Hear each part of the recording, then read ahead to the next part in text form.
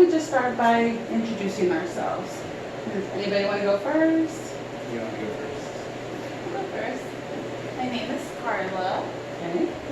We've been married for a few years now, but we're having a little bit of trouble in our marriage. And that's why I wanted to come in here.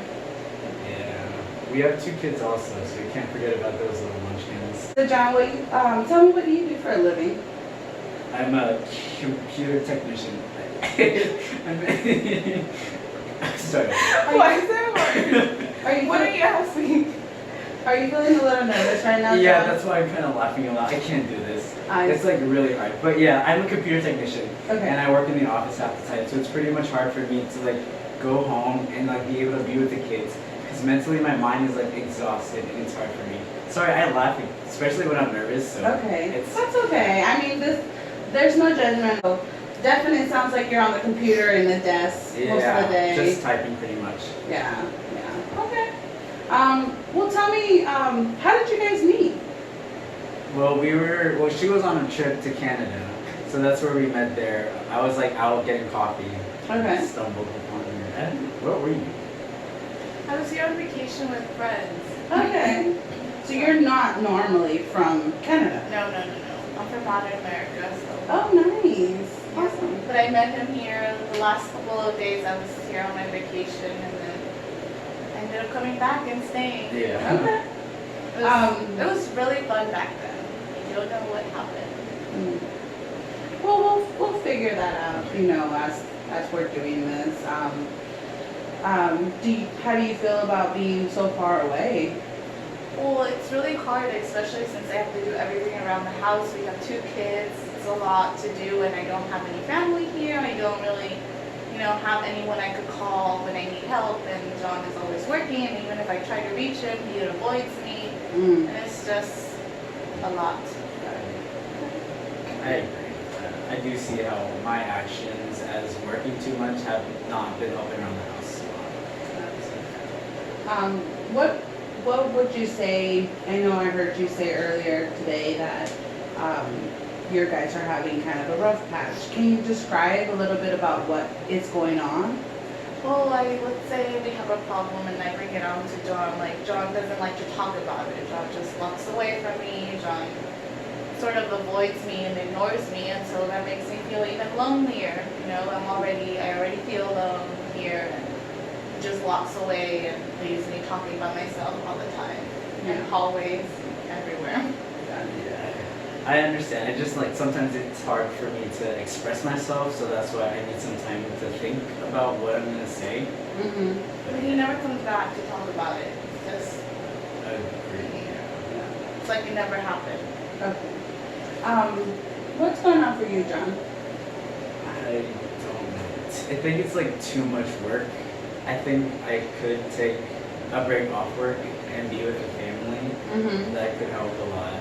I'm hearing you say a lot of things that you can do to help, but I think my question is more around how are you feeling in the relationship?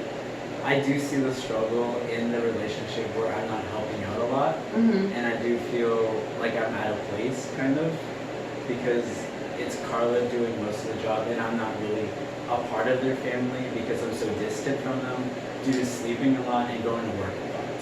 So I do see losing connection with Carla and my kids. And that bothers you? It does, because I want to be more family oriented and being with them, family, like doing trips and doing activities like that, but it's definitely hard with work a lot. But he doesn't want to give up his work, and Well, I think as the sole provider, that might be challenging. I never looked at it that way. I thought he just didn't want to spend time with us. No, it's just a lot of work. Yeah. Well, I mean, that's why we're here, right? We're going to work on these things. Would you guys be open to trying a unique intervention? It might make you laugh, John, but I promise it's a safe practice. It's something, because I'm hearing a lot that you kind of empathize already with what Carla is saying, which is a good start. I mean, that's actually a really good place to begin. This is an intervention. It's not really like like this at home though. Okay.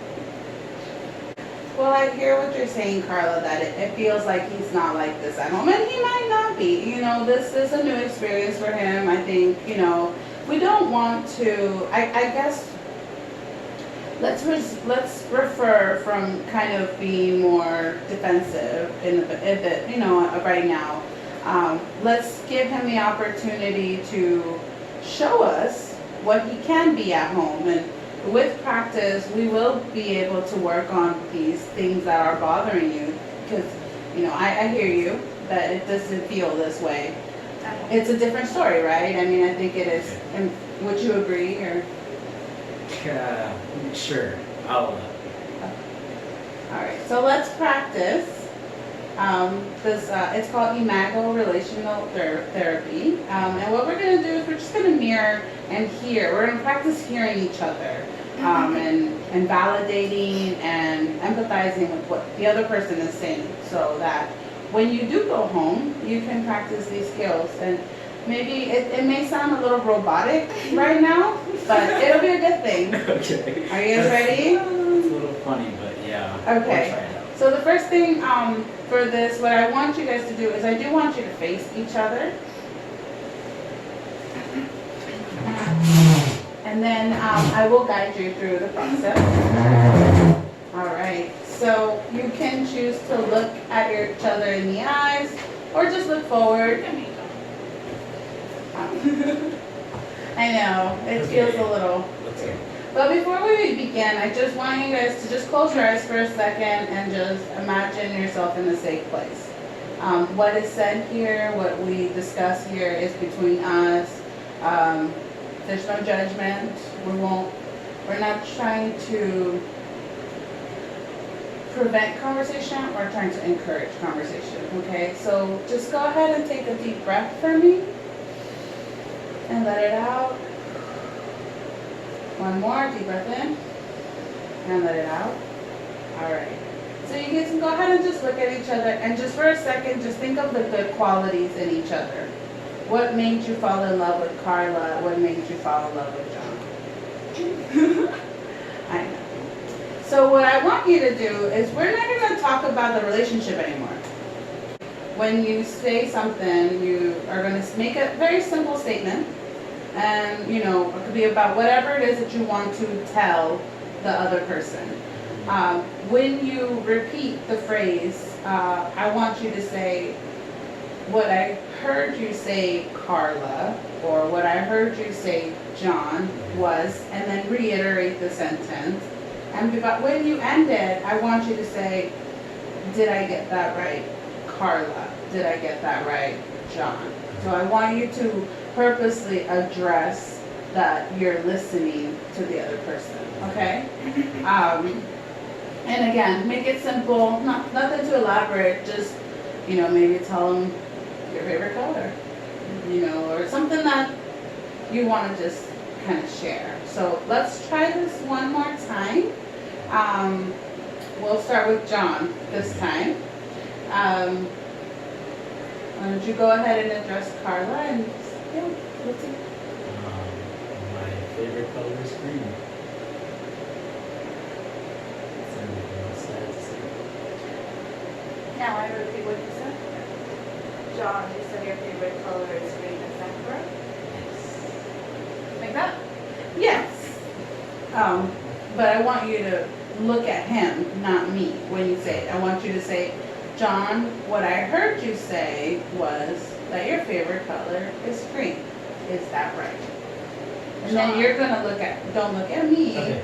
You're gonna validate to her whether she heard it right or wrong. Okay? All right. So, maybe try something else. Okay. Your favorite type of dog? My favorite type of dog is a German Shepherd. John, what I heard you say is that your favorite type of dog is a German Shepherd. Is that correct? Okay. Want to practice? What's my favorite type of dog? Whatever you want to try. John, my favorite color is purple. Carla, what I heard you say is that your favorite color is purple. Is that correct? John, my favorite color is purple. Now, how did that feel to be able to repeat and say what the other person felt or actually said? Validation that they were listening.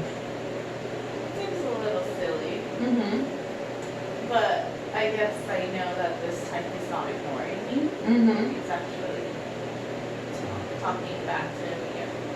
Yeah. Just, I guess it's reassuring. Even though it's silly, it's reassuring because I know that he's listening to what I'm saying.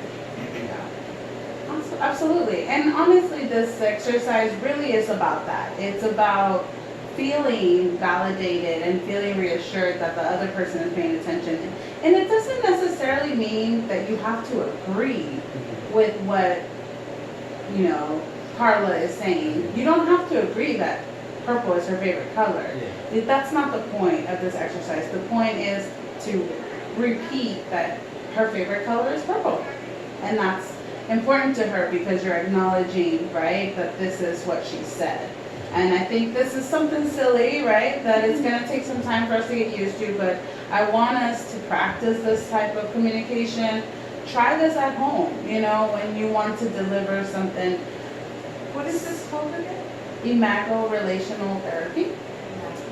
And I just want you guys to try to use this format in the beginning because it will help you have more of those uncomfortable conversations. I also want to point out that being in a space where with you guys who have a very busy life, it can be challenging to have a face-to-face conversation, with direct eye contact. Communication can be a lot about what your body is telling you, right? If he's walking away from you while you're in the hallway, it's hard to feel like he's listening, right? So really giving yourself that space to have that conversation and acknowledge each other, even if it's just for 5 minutes, I think will go a long way.